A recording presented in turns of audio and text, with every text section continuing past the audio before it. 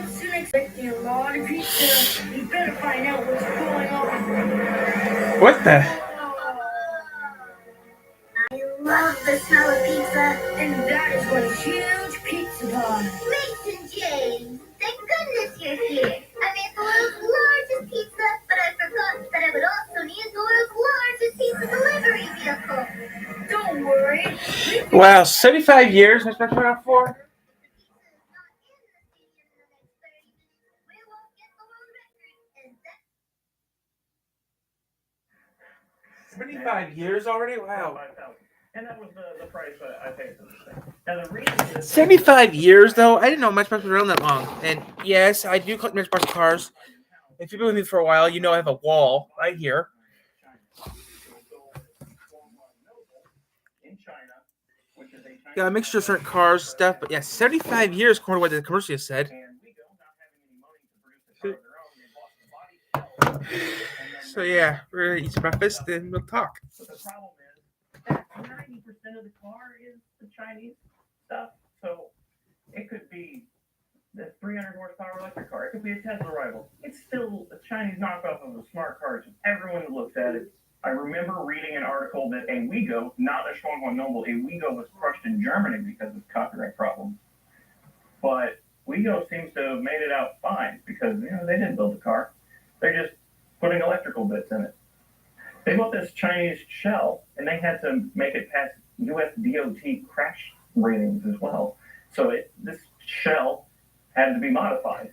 And like the headlights are different. I think there's some extra crash absorbing structures in the pillars, and there's some padding on the pillars. And they got some exemptions, like they don't have to have a compound multi-stage airbag. It's going to blow at full force at any speed, stuff like that. I highly doubt it would blow at all. So I called up my insurance guy. I told him what it was. Of course, it didn't show up in their database. It doesn't exist to the rest of the world or even the United States. Hardly exists to Atlanta. And after coming up with nothing on his end, he said, okay, give me the VIN, give me the power, how many seats, come up with a manual quote on it. So I forget what the original price was, but I think for a couple of months, I was paying like $240 a month on insurance for this stupid little electric car. And then later on, I said, this is stupid.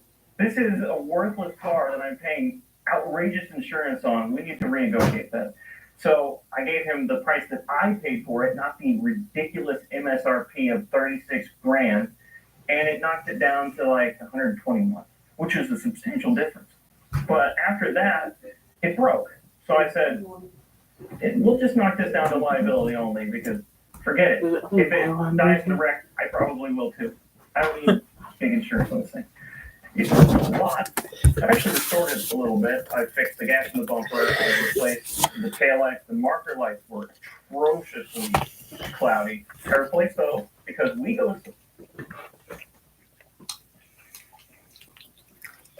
So I didn't think I needed Swiffer until I saw how easily it picked up my hair every time I dried it. It only takes a minute. Look at that. The heavy-duty cloths are extra thick for amazing travel lock, even for his hair. Wow, you'll love Swiffer or your money back. With limited time offers on Toyotas, you not only get great value for your money right now, but because Toyota is the longest lasting brand, you also get great value for your money for years to come.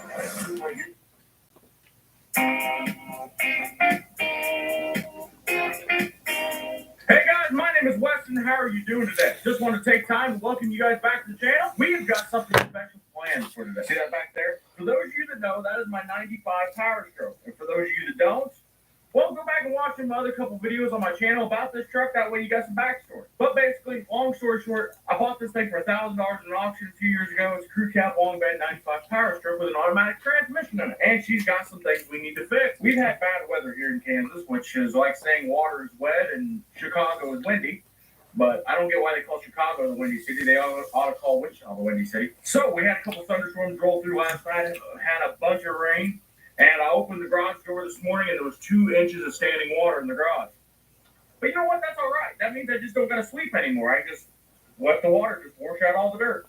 So, guys, if you watched my last video on the 2010 F350, the Cummins conversion we're doing, you will know we're doing a hat giveaway. If you want to win a hat, all the details will be down in the description of this video, and either you can win it on YouTube, Facebook, or Instagram. We're going to give away 5 hats on each platform. So there's 3 different ways to win, 5 hats on each different platform. I don't think there's many people on Facebook, so if you guys wanted to win a hat, I think your chances might be a little. On YouTube. Be impressed if you make it by the end of the day. Okay.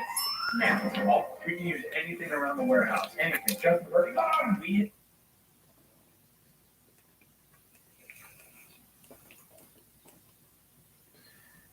Sucks though, because this here.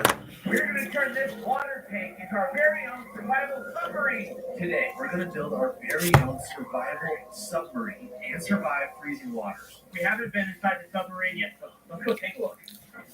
Oh, wow. What's cool about this submarine is right now we actually have 2 entrances.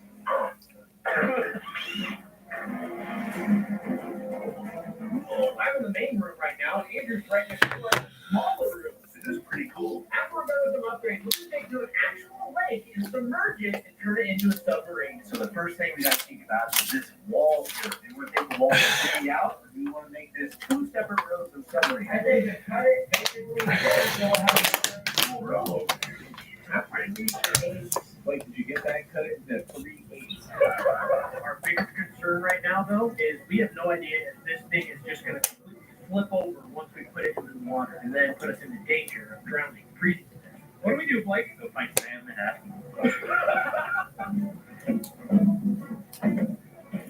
It's not bad. It's like 3 times bigger on the inside. Yeah, those submarines. Okay, so how are we going to get the submarine to actually sink? We just fill the bottom with gravel. If that's more concrete in the bottom.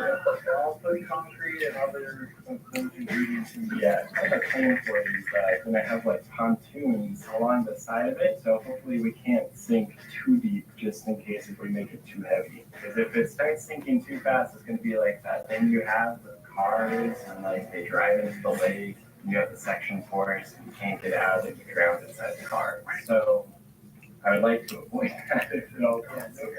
Homemade submarines are very dangerous, and if we aren't careful, our build could sink and drown with us in it. And on top of that, we're taking our sub into freezing waters. If our submarine fails and sinks, we will have 15 to 30 minutes to survive before hypothermia takes over. Yeah, how will the window be here? Basically, what we're going to have to do is cut this out. I bought a whole bunch of Flex Seal. No flip here for Flex Seal.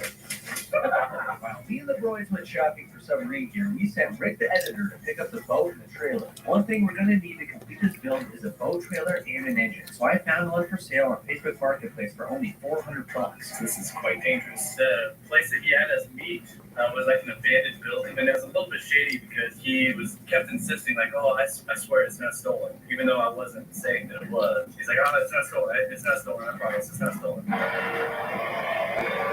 What we wanted to do with our submarine was submerge it enough that it was basically fully underneath the water. But what's dangerous about that is if we added too much weight to it, the entire thing would have sunk and then water would have started pouring in the access holes from the top. What we decided to do was add 2 kayaks to the sides, just in case if we added too much weight, we still had a safety feature so that we couldn't fully sink the submarine.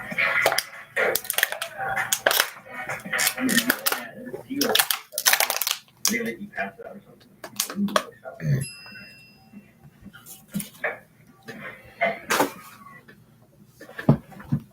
Can you show us the effectiveness of the HEPA filter versus a vehicle that does not have the HEPA filter? My wife's got to engage. So the cabin is now pressurized. So all the air that's coming into the cabin is going through the HEPA filter. This filter is 99.97% effective or better against particles of any kind. You can see it on the back side of the filter here, so it definitely caught a lot of this dust and filtered it out so that it's not getting big up into Yeah, so he's killing some time this morning. That's what I'm doing.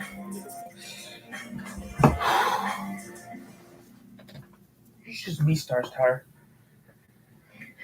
Welcome to American Freight Line. Hi. Hi. Do you have any fancy name brand refrigerator? Get the deal. Remove food for fresh air to keep comfortable for breathing. Call outside their doctor. They have to breathe comfortably.